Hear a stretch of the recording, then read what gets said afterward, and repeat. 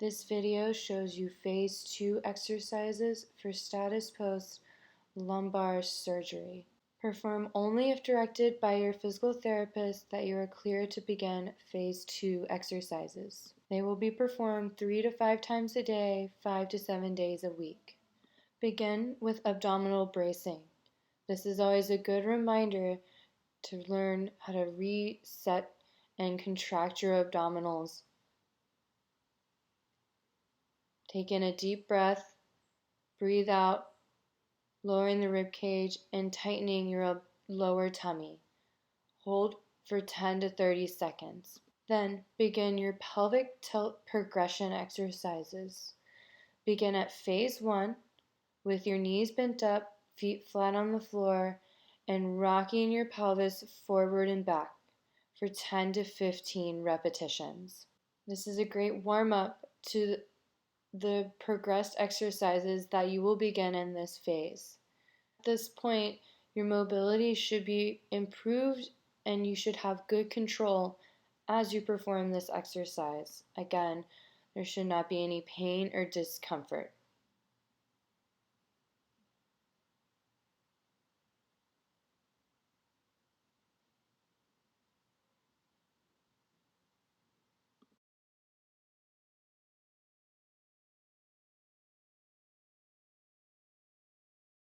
Once you finish all your repetitions, progress to phase 2, performing 10 to 15 repetitions with each leg individually out straight. Again, mobility control should be improved at this point.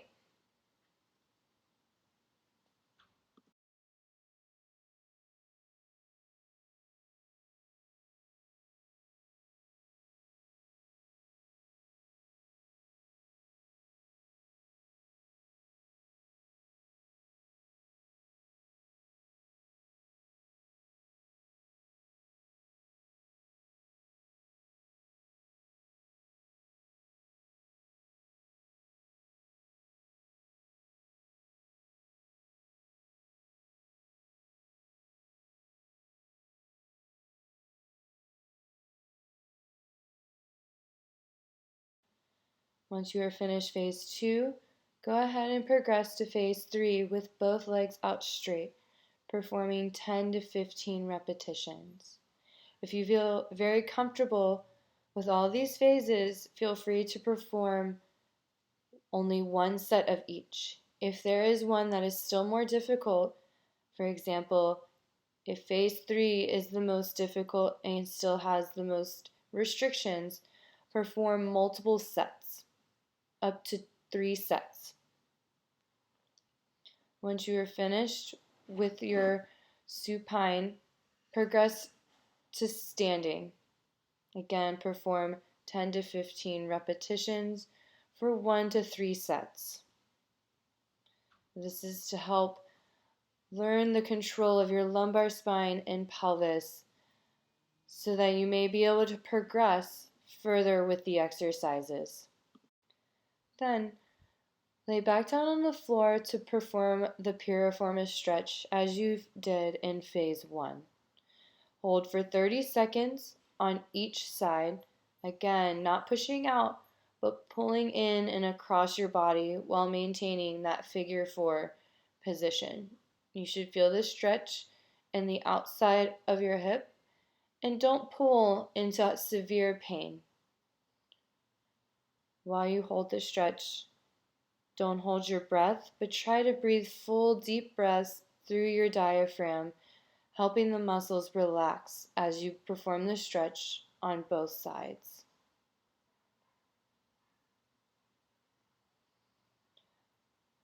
By this phase, your flexibility should be a little bit improved, even though you might still feel the stretch being performed. Once you finish the stretch, we will go into a progressed version of the bridges. You will begin in the same position, bridge up with 2 feet, then extend one leg, bring it down, and then lower your hips. Again, maintain your abdominal bracing, lift your hips up with both feet, Raise one leg, lower the leg down, and then lower the hips. Continue to repeat that sequence for 10 repetitions on each leg for 2 to 3 sets.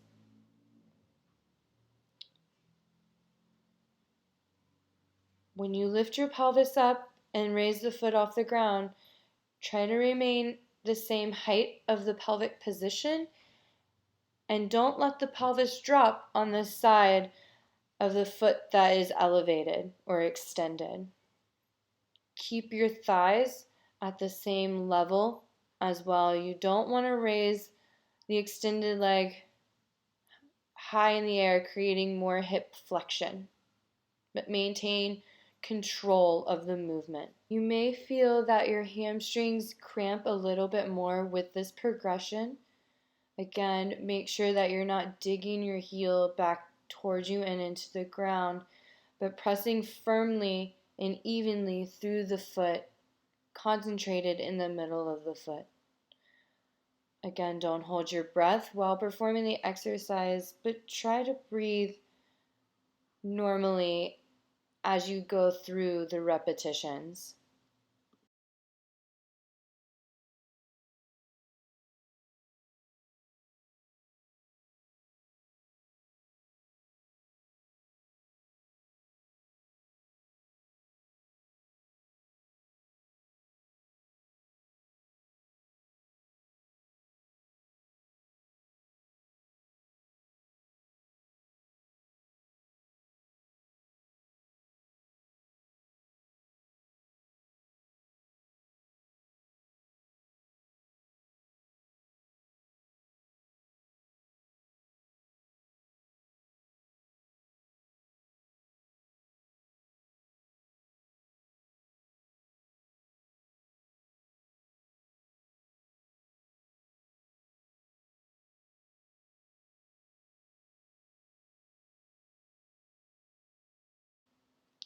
The next exercise is the beginner phases for the bird dog.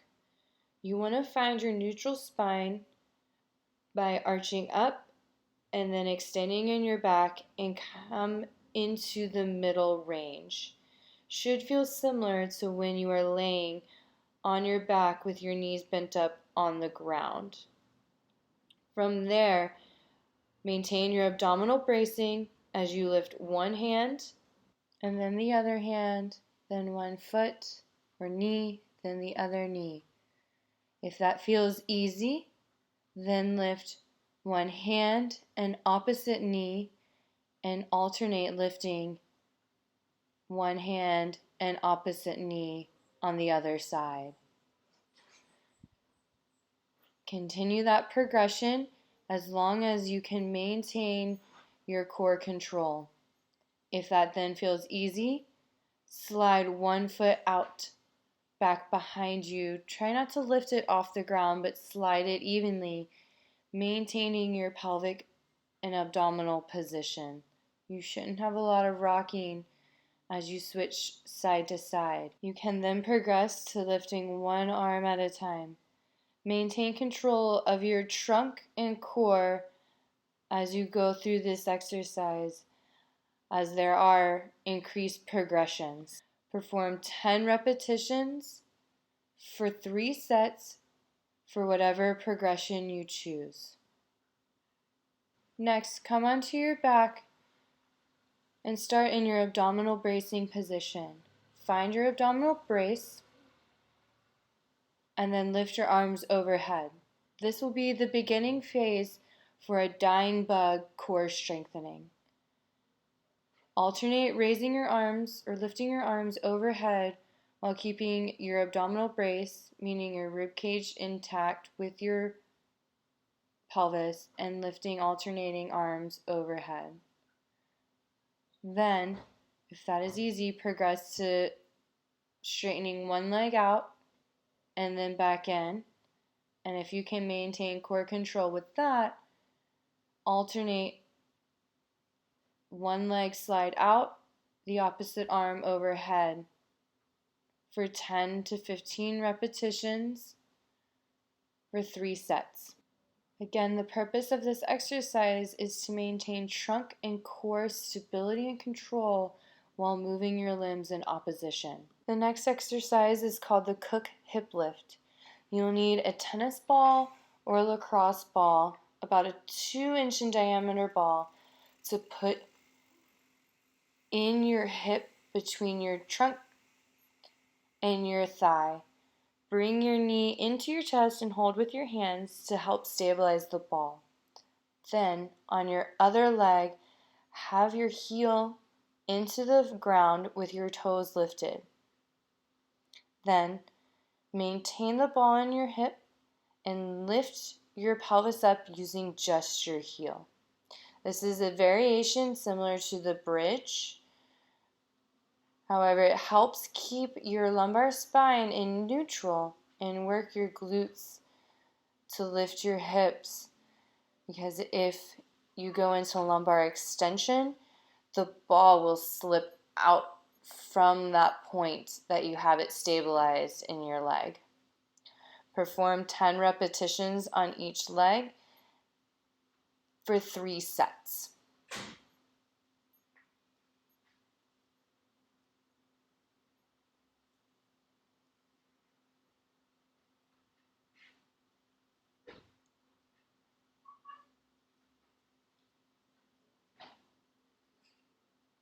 You might notice that you are not able to lift your pelvis as high as a normal bridge due to losing that lumbar pelvic position.